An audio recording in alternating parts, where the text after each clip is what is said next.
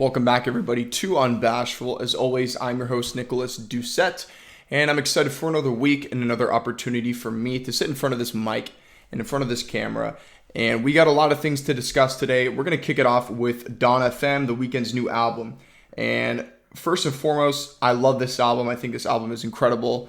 Now, we're going to answer the question of, do I think this album is better than After Hours when I'm done talking about the album and everything else about the Weeknd. But first and foremost, my favorite songs on Dawn FM, I would definitely say Out of Time, Sacrifice, How Do I Make You Love Me, and what's the last one called? Yeah, Don't Break My Heart. Those are definitely my favorite, kind of my go-tos. But if I had to pick one song that I love the most on this entire album, I would probably say it's Out of Time. That is definitely my favorite. I think I've probably listened to that one the most out of all of them. And I really love this kind of 80s sound that we're seeing the Weeknd kind of adopt. Now, obviously, this is nothing new in terms of this sound and this genre of music. This is something that has a long history. But I think the Weeknd, I love his interpretation on it, and we're starting to see other artists kind of, bring in that sound of their music as well. Now, first of all, I'm not a music expert. I don't make music, obviously. So, this is just coming from a fan's perspective. So just kind of keep that in mind. But I love this. This album is it's a lot more lighthearted compared to After Hours. Now, I don't mean that lyrically, because the Weeknd is he's talking a lot about, things that you've heard before, heartbreak, drugs, stuff like that. So he does, from a lyrical perspective, it's not necessarily lighthearted, but from like the sound in terms of the production and things of that nature, it's definitely more lighthearted and upbeat than After Hours per se, because After Hours is kind of a difficult album to listen to, because it's not very, like I said, it's not very lighthearted. For me, that's no problem, but when I'm out with friends, for example, sometimes I'll try and play After Hours. I'll throw on, let's say, what's a really good track from After? Escape from LA, for example, or Until I Bleed Out, or even After Hours, this song. Those songs are very dark and very it's because of the overall theme and the overall message that he's portraying in that album. I think the Weeknd said that this is almost going to be a trilogy that we're hearing right now, and I guess Dawn FM is the second one in the trilogy. So that's kind of exciting to hear. But he has this cinematic tone and message that each album is kind of narrating. It's almost like a storyline that we're hearing through each one of these albums. And Dawn FM, like I said, is a lot more bright, a lot more colorful, a lot more in your face. Whereas After Hours is very moody. It's very, I don't want to say emo, but I mean to a slight degree, a little bit of emo-esque kinda. But I love After Hours, and before Dawn FM, After Hours was probably my favorite album of all time. Now, I'm not some musical extraordinaire. I haven't listened to every single song and album on earth. I don't know anybody that has, but I'm definitely Anthony Fantano. If any of you know who that is, which I'm sure you do. But to answer the question, is Dawn FM better than After Hours? It's a difficult question to answer. Like I said, Dawn FM is easier to listen to, but After Hours has more hits. It has more, obviously it has the star power. I mean, you have Blinding Lights, arguably Abel's best song he's ever made. You have, obviously, like I said, you have Escape from LA, sorry, drawing a blank. You have Heartless, right? These are all songs that are hits from a commercial standpoint. So Dawn FM kind of lacks that, but I feel like Dawn FM has a very cohesive, it's very cohesive. Now, After Hours is cohesive as well. There's no songs on that album that seem like they don't belong there. They all kind of match the theme. But I feel like Dawn FM kind of blends together a little bit better than After Hours. It's definitely tough. But right now, this is my answer right now. I've been thinking about this for the whole week, from when Dawn FM dropped to, because as soon as it dropped, I knew I was going to talk about it on this podcast. If you follow me on Instagram, I posted a story saying I was going to discuss it. But from when Dawn FM dropped, till now, I've been thinking, I've been trying to find the answer to this question, and I think right now I'm confident in saying that I think overall Dawn FM is a better album than After Hours. For me personally, my subjective opinion, I enjoy it more than After Hours. You may disagree with me. You may think both are terrible. That is your opinion. That's your judgment. Me personally, right now, I think it's better than... I think Dawn FM is better than After Hours. And can we talk about Jim Carrey for a second? I love The Weeknd's decision to have Jim Carrey kind of come in and out of the album and sort of give little narrations. Like, it was very sinister almost, and very cynical hearing him like, you are now listening to Dawn FM. Like, it was just very... I liked it. I think it was a great little unexpected addition to the album. So those are my thoughts on Dawn FM. Right now, I think it's better than After Hours. However, just like film, your opinion can change over time. Like I said, you can watch something and several years later, you may feel completely different about it. So that remains to be seen. But anyways, now we're going to transition from talking about Dawn FM, and I'm going to talk about The Weeknd's music in general, all his albums, all his EPs, and I'm just going to rank them against each other. I'm going to tell you which ones I think are my least favorites compared to which ones I think are my favorites. So let's go and pull up all his music here. I mean, I can remember it off the top of my head. I just don't want to accidentally make a mistake and leave one out. Okay, so he's got 9 albums here. I mean, I say albums, some of these are EPs, but he's got 9, whatever, collections of music, if you will. Number 9, let's see. Number 9, I would probably say Kissland. That's definitely my least favorite Weeknd album, personally.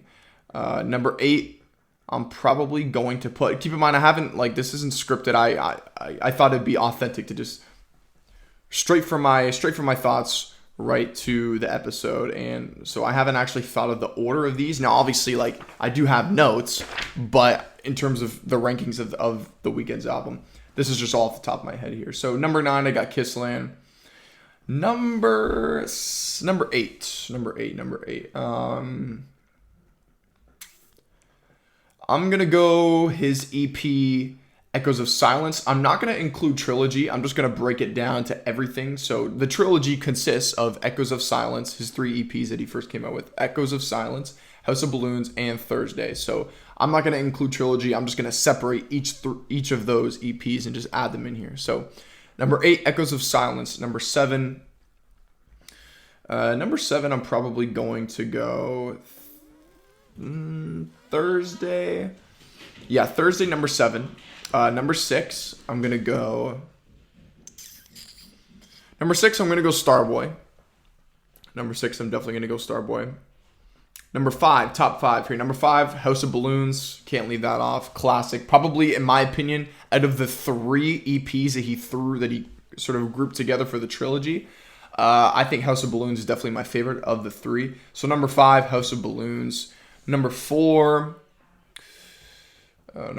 here, I'm going to go Beauty Behind the Madness. Yep, Beauty Behind the Madness. Number 3, I'm going to go My Dear Melancholy.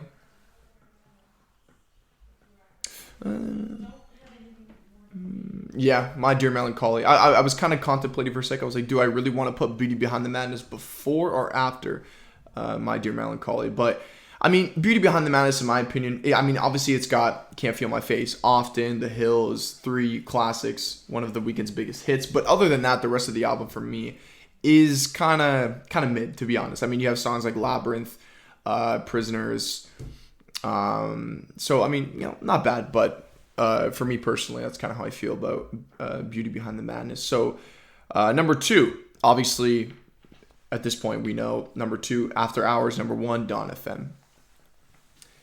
I think that's a pretty good list. I think it's a pretty solid list. I'm curious to see, for you guys listening, if you guys are also a big fan of The Weeknd like I am, tell me your favorite albums of his, and we'll kind of share our thoughts down in the comments section. So, that is going to wrap up the Weeknd discussion. Now, moving on here.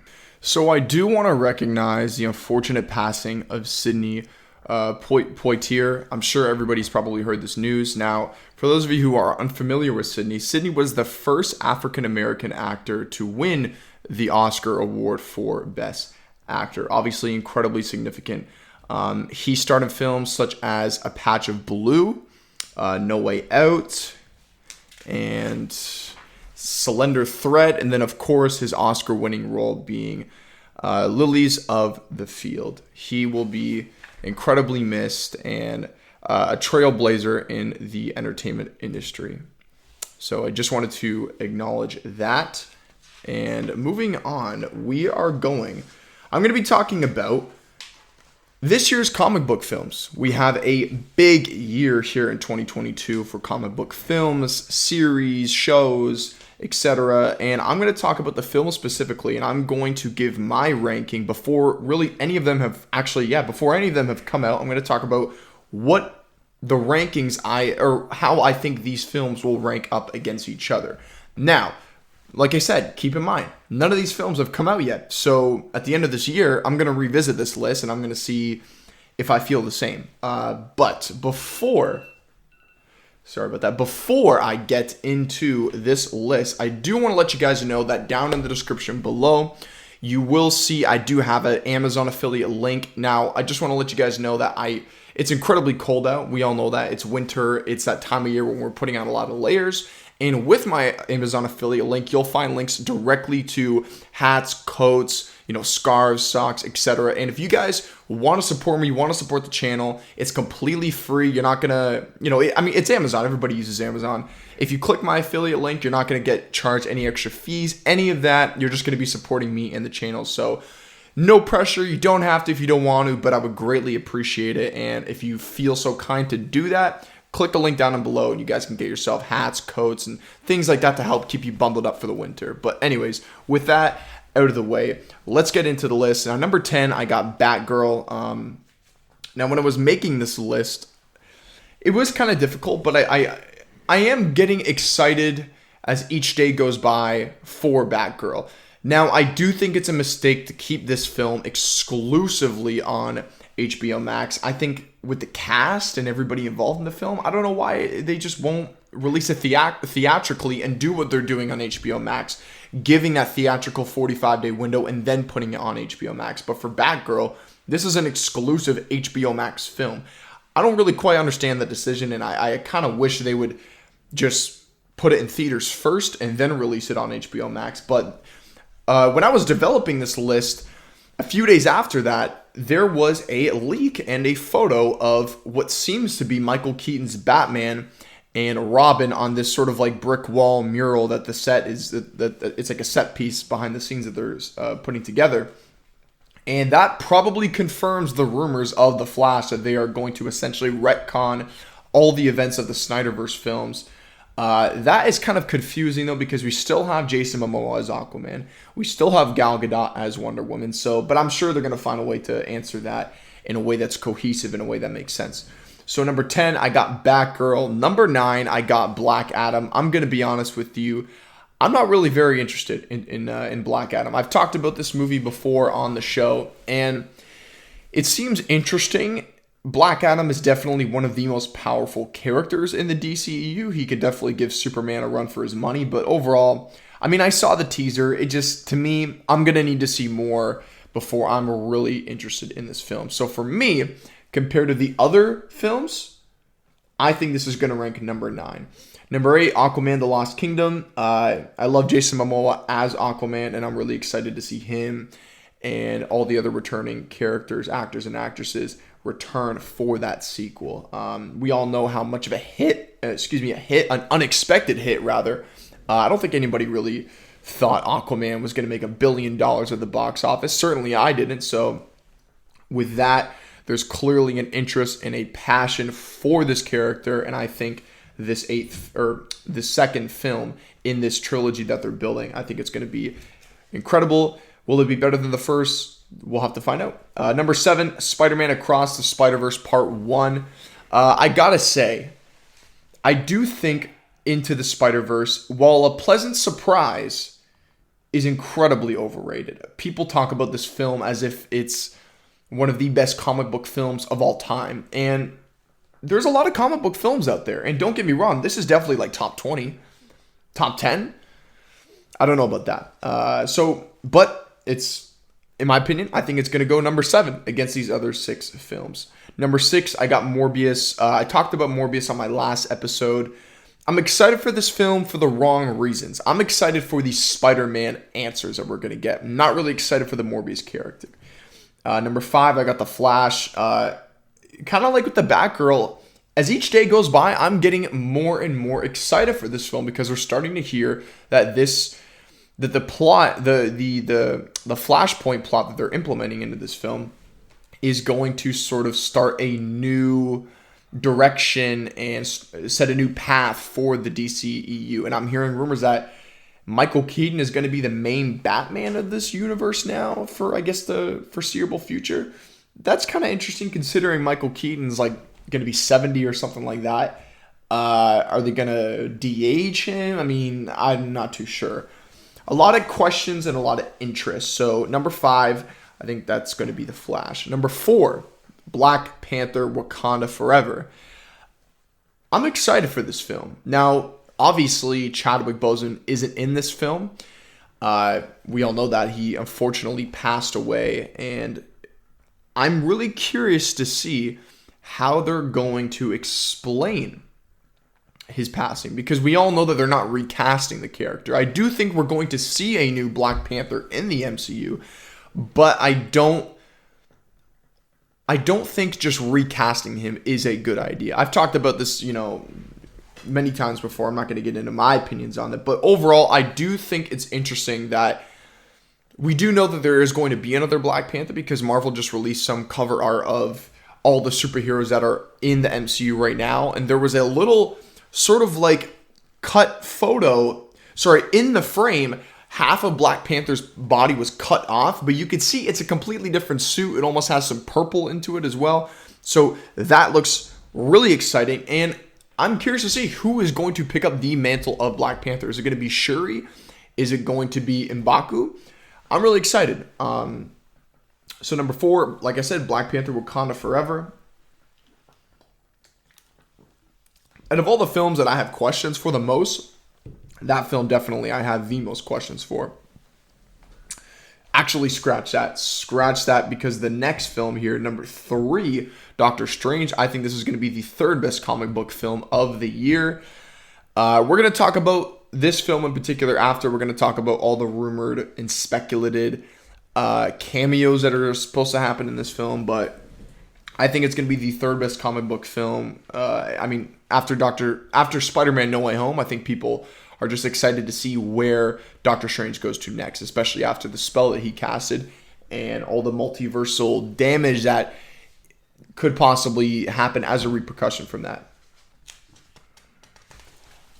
So number 2,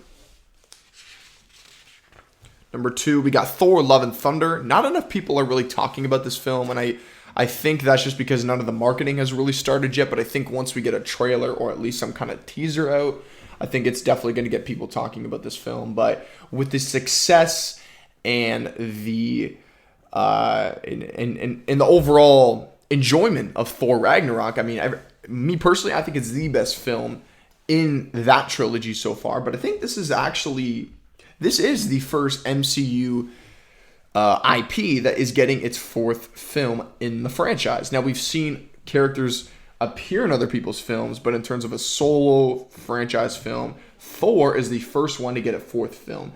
And like I mentioned, Thor Love and Thunder for me is my favorite out of all the Thor films.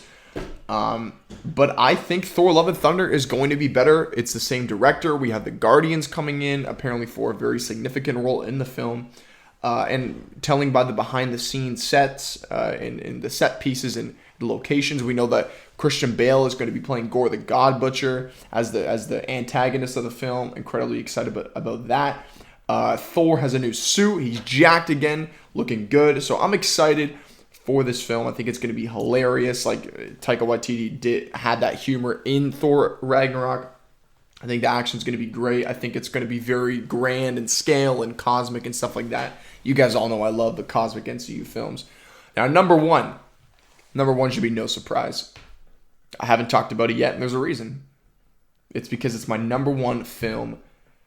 I think it's going to be the number one comic book film of 2022, and that is The Batman. I think The Batman is going to be the best comic book film of the year. Might even be one of the best films of the year, period. So yeah, that is going to wrap up my top 10 films. It's going to wrap up my top 10 comic book film tier list of 2022. Now keep in mind, these films have not come out yet, so my opinion will probably change, at least, slightly or significantly, and we will revisit this list as time goes on. Now, with Doctor Strange in the Multiverse of Madness, if you've kept up with this film and you've kept up with the leaks and the rumors, there's a lot of heroes from the Fox X-Men films, the Fantastic Four films that we've seen in the past, and then also characters we haven't seen yet, all being rumored to make an appearance, whether it's a slight cameo or a significant role in the film. So, for me, I wrote down a list of all of the characters that have been rumored to be making a return or an appearance in this film, and I'm going to go through each one of them, and I'm just going to flat out say yes or no if I believe they're going to be in the film or not. First off, let's go Ben Affleck as Daredevil. I do not think this is going to happen at all. Now, I do believe that Marvel reached out to him, but I don't think he's going to do this unless Marvel throws him $30 million or something, which they're not going to do. So yeah, I don't believe Ben Affleck is going to be reprising his role as Daredevil in a cameo in this film. I mean, if you've kept up with Ben Affleck recently, he actually said that he doesn't want to pursue any more IP-driven films. So basically, he doesn't want to pursue any more franchise films, like obviously Batman. So by him saying that doesn't lead me to believe that he would want to come back as Daredevil either. That film wasn't really successful, and a lot of people don't even know Ben Affleck actually was Daredevil. So no, I don't think Ben Affleck is going to be coming back as Daredevil. Hugh Jackman as Wolverine. This is a maybe for me. I'm probably leaning towards no, but I don't feel incredibly confident to just flat out say no yet. Like with Ben Affleck, once I saw the reports, I immediately was like, no, there's no way he's going to be coming back as Daredevil. But with Wolverine, possibly at this time. But right now, I probably would side a little towards no. But for me, I'm going to kind of just say I'm right in the middle. I think I'm a maybe right now. Tom Hiddleston as Loki. Yes, I do believe that he's going to be returning, especially with the multiversal tear that just happened with him, Sylvie, and Kang the Conqueror in the Loki series. So I do think, and I hope, that we're going to see Tom Hiddleston reprise his role as Loki in Doctor Strange Multiverse of Madness. Next, Ryan Reynolds as Deadpool. I do believe that Ryan Reynolds is going to make his MCU debut in Doctor Strange, because overall, this film is a good way to introduce new characters, because it's the multiverse. There's an infinite amount of versions of other characters and alternate characters that we haven't seen before. So I feel, and we already know that Kevin Feige said that while the X-Men characters may be, kind of questionable in terms of, them returning, they have said that Daredevil, I wrote Ryan Reynolds as Daredevil on my list. My bad. Deadpool. That's what I meant to say. Kevin Feige has said that Deadpool will be coming into the MCU. So we know that for sure. So it just kind of makes sense from a narrative perspective to introduce him in this film, since the multiverse is going to be explored. And I mean, I guess in a way you could say that for a lot of these other characters, but we don't know, and I hope that the X-Men characters from the Fox universe, we don't know if they're going to be coming back full-time in the Marvel Cinematic Universe. I believe some of them will be making a cameo, but I do believe that it's going to be a complete restructure of that franchise. I think in the future we will see, probably within the next couple of years, I do think we are going to see another Wolverine, like a new Wolverine, a new Professor X, a new Magneto, so on. But Daredevil, or I keep saying Daredevil, Deadpool, Ryan Reynolds, yes, I think we're going to see him. Owen Wilson, his character Agent Mobius from Loki, I don't believe we're going to see him in this. As to why, I don't know. It's possible. I wouldn't be shocked. But I personally don't think we're going to see him. We could, but right now, I'm going with my gut. And I'm going to go no for Mobius. Sophia Di Martino as Sylvie. I really love that character first and foremost, but I don't believe that she's going to be in this film. I think what happened with her and Kang, I mean, she obviously killed, that version of Kang that we saw, Kang the Conqueror in Loki, and that's essentially what tore the multiverse open. I don't believe we're going to see her because I feel like what happened right after that moment, she probably just fled the scene and went somewhere else and did whatever. But, I mean, we're obviously going to see her in Loki Season 2, but I don't believe we're going to see her in the Multiverse of Madness. Now, the original Fantastic Four cast members. So I'm talking, Chris Evans. Who's the other cast members? I can't remember their names off the top of my head here. Fantastic Four cast 2005. Yeah, I don't think we're going to see Jessica Alba, Eoin Grufford, definitely pronounced that wrong. Michael Chiklis as the Thing.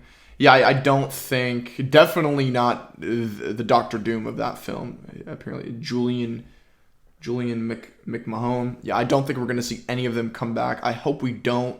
It would be kind of funny to see, Chris Evans come back as a Human Torch, but I'd rather that not happen.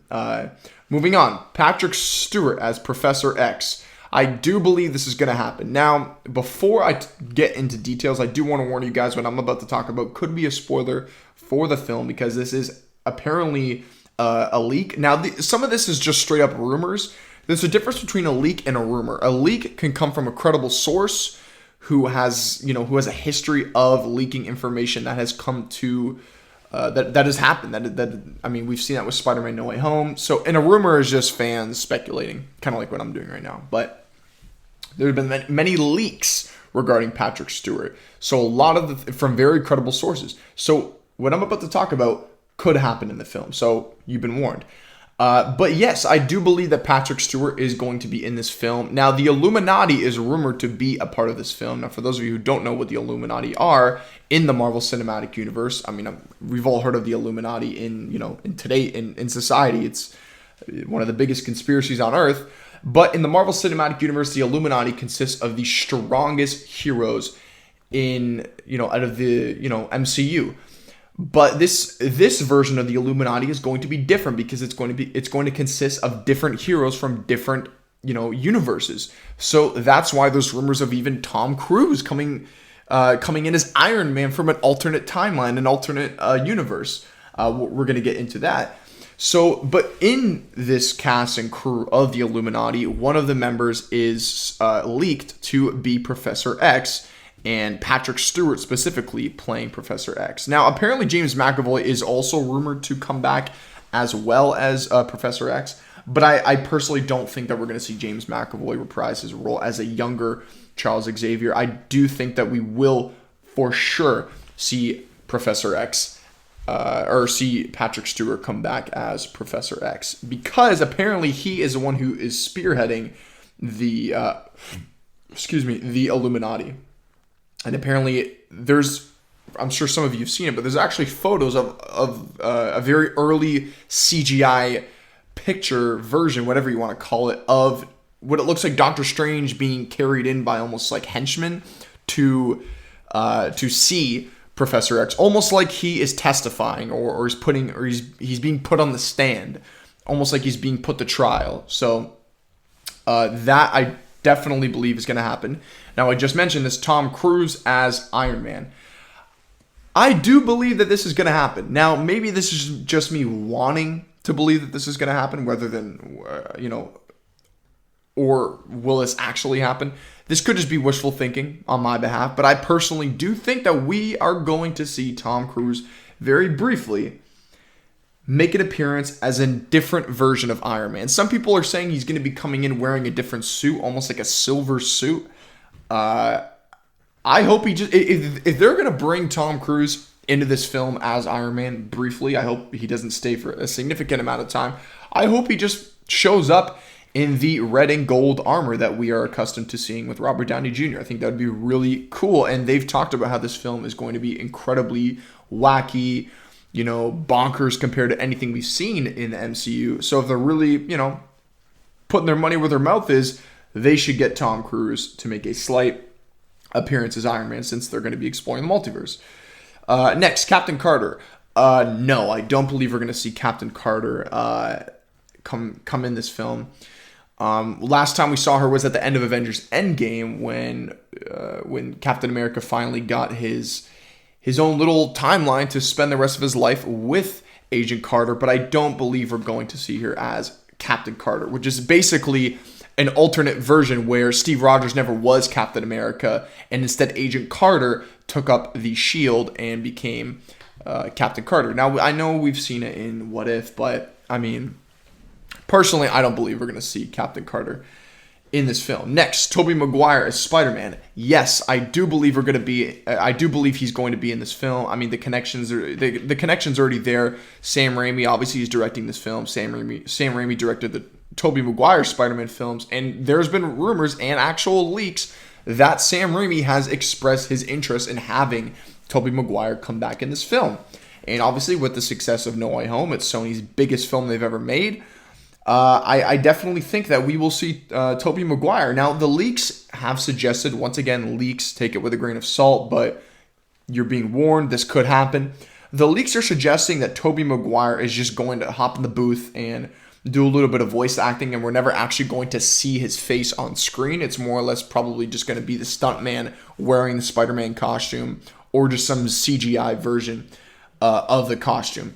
But we're not actually going to see Tobey Maguire's face. That would be a little bit disappointing, but hell, even if I can just get his, audio and, my imagination will just convince me that it's him on screen. Next, speaking of Spider-Man, Andrew Garfield. I do believe we're going to see him come back. I can almost 100% guarantee he's going to come back in the MCU. But I don't believe we're going to see him come back in this film specifically. I think we'll either see him come back maybe in his own third film, possibly, or probably in maybe Spider-Man 4 with Tom Holland. But I'm not quite sure where we'll see Andrew Garfield. I'm almost certain we'll see him again in the MCU, but I don't think it's going to be in Doctor Strange Multiverse of Madness. Next, Michael Keaton. Michael Keaton as Vulture, sorry. I do think we're going to see Michael Keaton come back as Vulture because about a couple months ago, Doctor Strange was actually doing something for the Multiverse of Madness. There were some reshoots happening for the film. Benedict Cumberbatch was on Jimmy Kimmel talking about how they're doing some reshoots.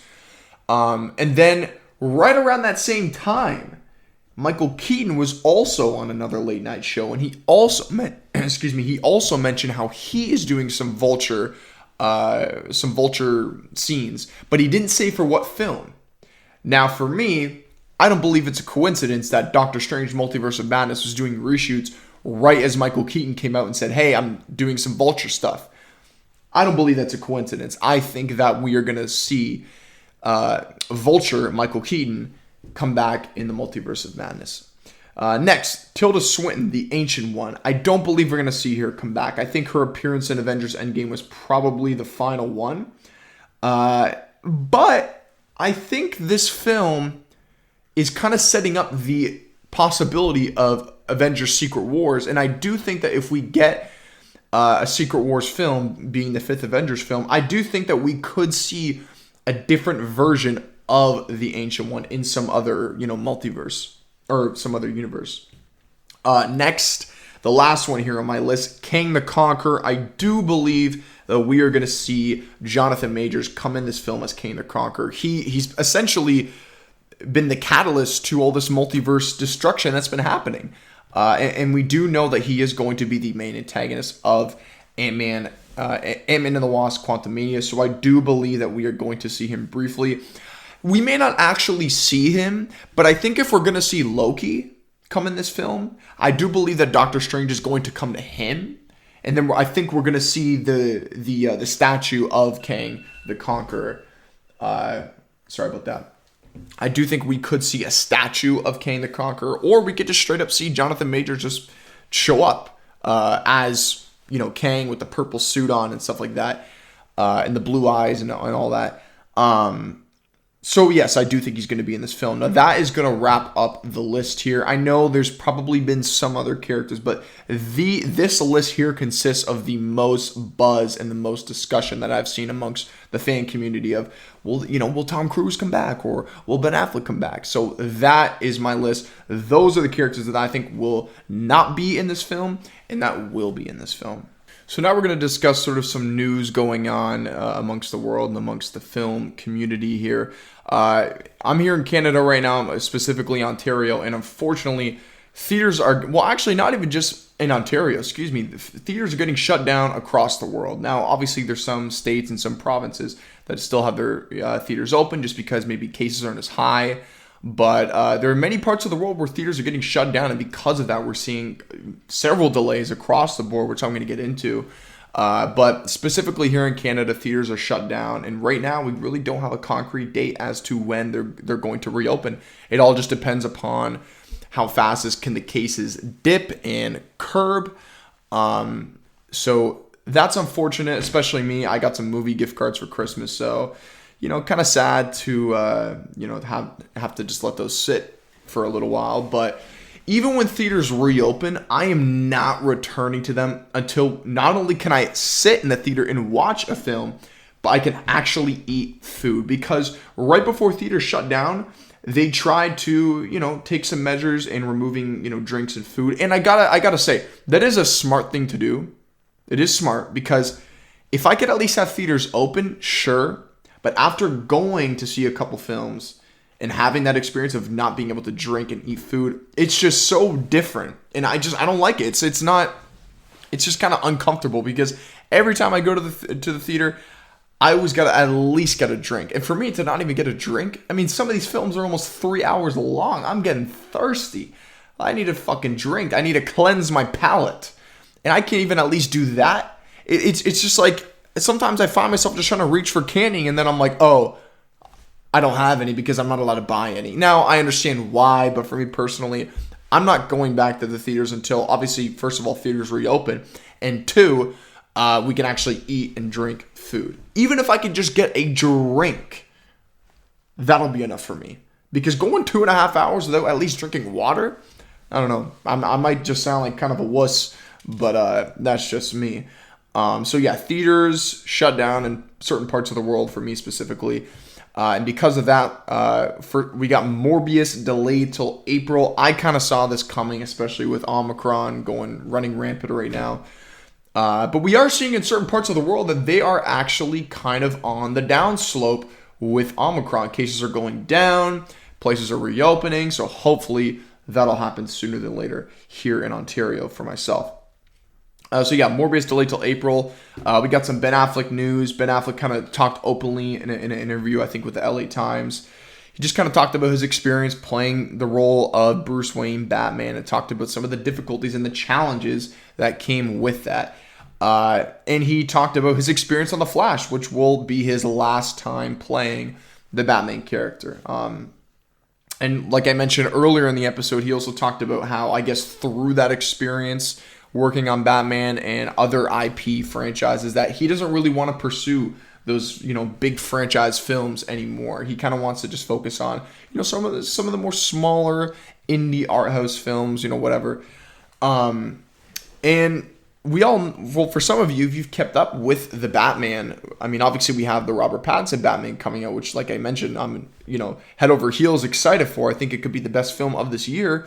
But before Robert Pattinson even being considered to play Batman, we originally had Ben Affleck. He was going to write, direct, produce, and obviously star in the Batman. So he was going to just have both hands on the wheel. And as time went on, he dropped out of the directing chair, and then he handed it over to Matt Reeves. And then eventually, I think he even said he's not going to write the film. Or I think, no, sorry.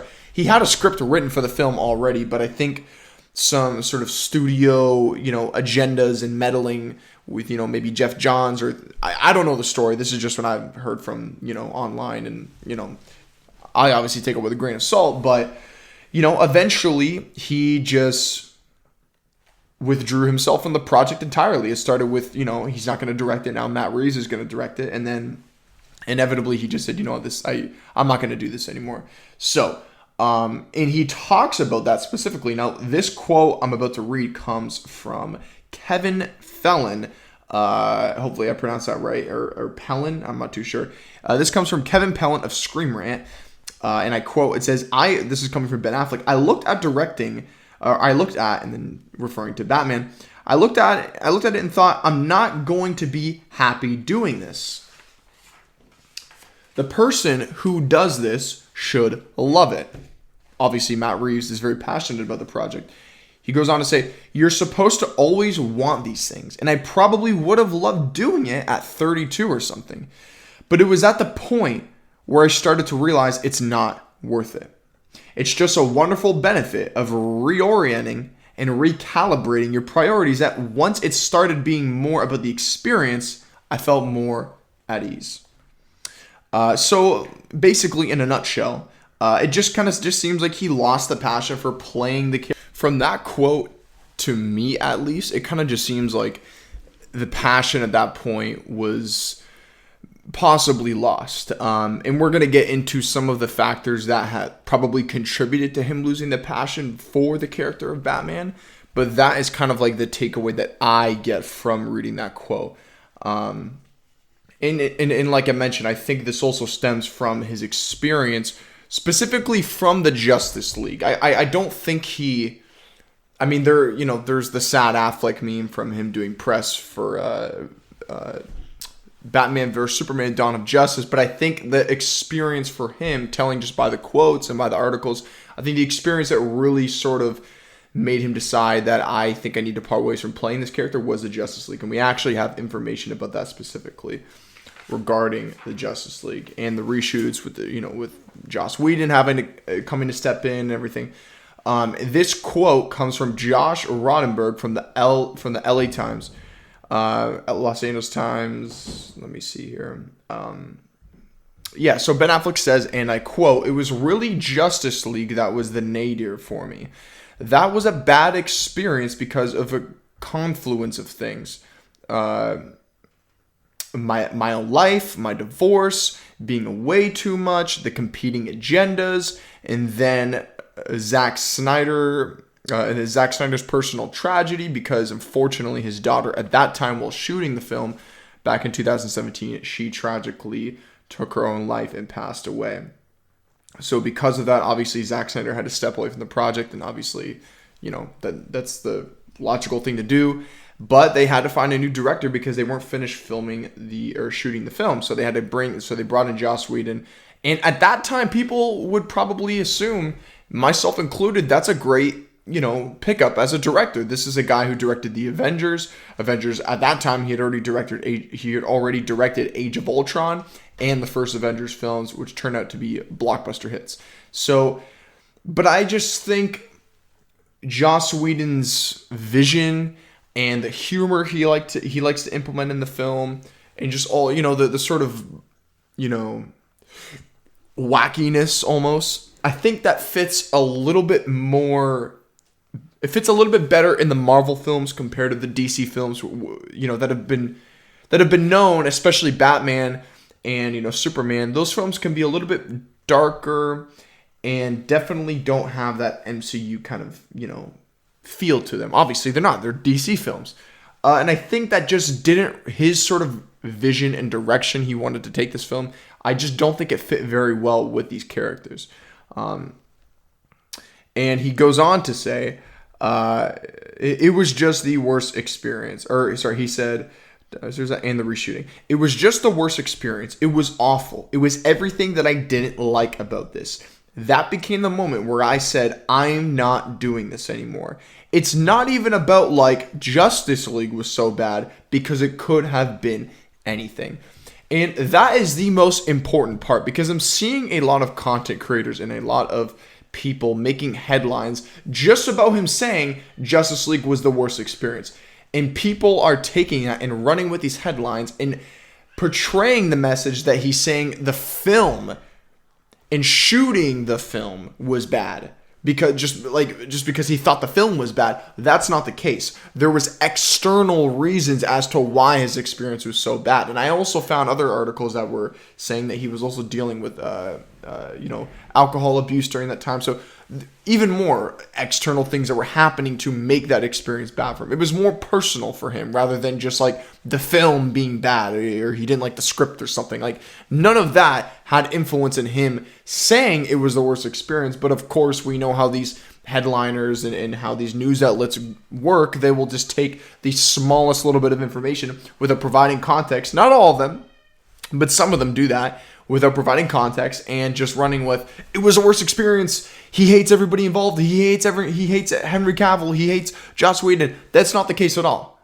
But people are misinterpreting it and believing that those are the reasons why it was the worst experience. Where it says right here, I'll read it again. It's not even about like Justice League was so bad, because it could have been anything. So he clearly just says it wasn't Justice League. I had my own shit going on. He didn't say that. That's just how I interpret it. And there's more information about it. In terms of Ben Affleck as Batman, for me personally, from a pure comic book, staying true to the source material, I think I appreciate and I like Ben Affleck's Batman the most. Now, Christian, excuse me, that's my cat. Christian Bale holds a special place in my heart because, I grew up watching his films. But I always kind of had a problem with Christian Bale's Batsuit. I just didn't feel like he looked very big. I know it's hard to capture the size and the masculine, or not masculinity, the muscles and stuff like that of the comic book character, because the comic book Bruce Wayne looks like he's 600 pounds all muscle. That's obviously unrealistic to portray in a live action film, but I always kind of felt that aside from Batman Begins, because I actually really enjoyed I really liked the suit that he wears in the Batman Begins film, and then he wears it briefly in the beginning of The Dark Knight, but then he gets this more sort of like tactical, almost SWAT ninja looking kind of suit. And for me, I always kind of had wasn't my favorite. Didn't look terrible, not as bad as like the bat nipple suit from the Val Kilmer, George Clooney films. But Ben Affleck, for me, I loved him as Batman. And I was really upset when I heard that he wasn't going to be coming back as Batman until we obviously heard that he was going to make one final appearance in The Flash. And speaking of The Flash, I think he also said something, I'm paraphrasing here, but he also said something along the lines of like, out of all my experiences playing Batman, I am extremely proud. And he basically said his favorite experience playing the character was on the upcoming Flash movie.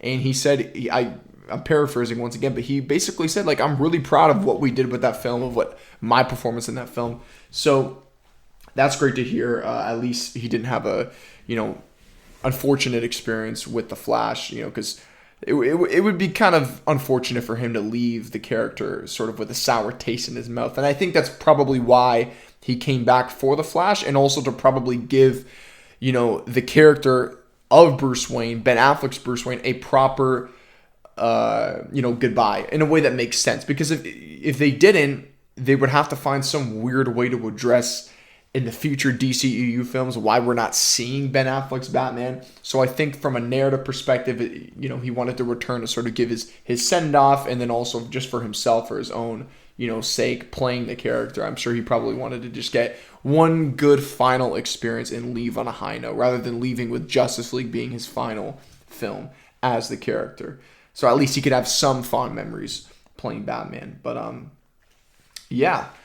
And that's kind of like the news regarding Ben Affleck. Like I mentioned, I'm really upset that we're not going to get a solo Ben Affleck Batman, because that was rumored to have Deathstroke, and we did see Deathstroke in the cut scene, the post-credit scene of the Justice League film. We saw him interacting with Lex Luthor, so they were kind of building and setting up that character to be the main antagonist of that film, of the solo Batman film. But you know what?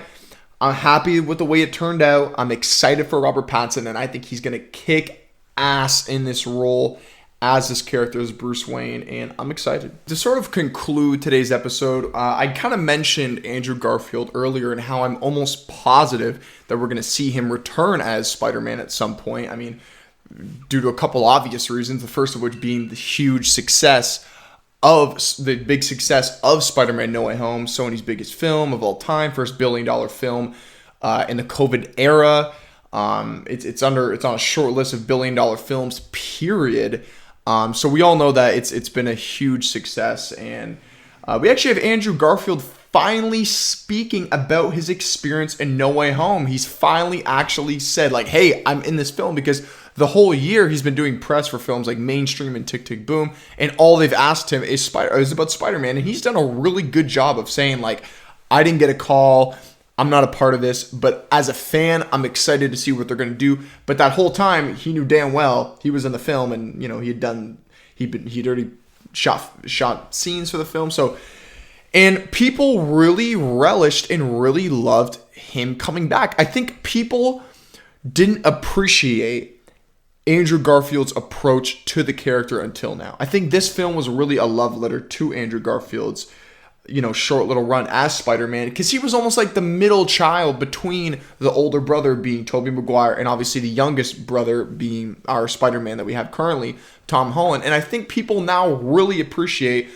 not only how authentic and how charismatic, and all three actors are charismatic in their own way playing Peter Parker, but I think from just Peter Parker alone, now who portrays Spider-Man the best? I think the best from a pure comic book perspective, Tom Holland. I'll give that to Tom Holland. I've always said Tobey Maguire is my favorite, but just from like looking at it without rose-tinted glasses, Tom Holland portrays Spider-Man, for the purists at least, the best. But from just Peter Parker though, just Peter Parker, not Spider-Man, not web swinging around, just Peter Parker, I always thought Andrew Garfield did the best job portraying Peter Parker, just from the daily life as a high school kid, his interactions at home with Aunt May and Uncle Ben. I always just really, really liked him as Peter Parker, and I think people are really starting to appreciate him more, and that's why the biggest outcry from the fan community once Spider-Man No Way Home came out was,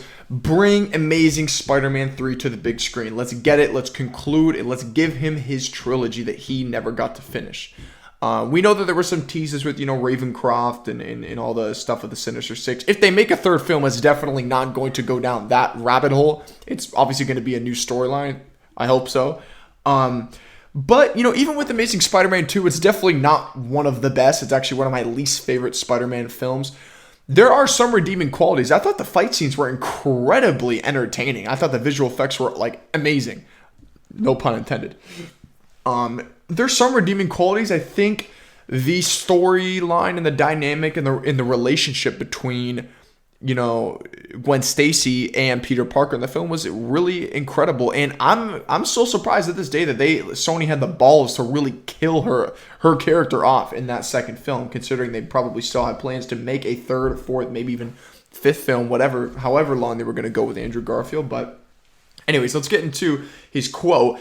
Andrew Garfield was in an interview, and he was asked directly, and this quote and this information comes from Matt Donnelly of Variety. Matt Donnelly asked, starting simple, why did you say yes to No Way Home?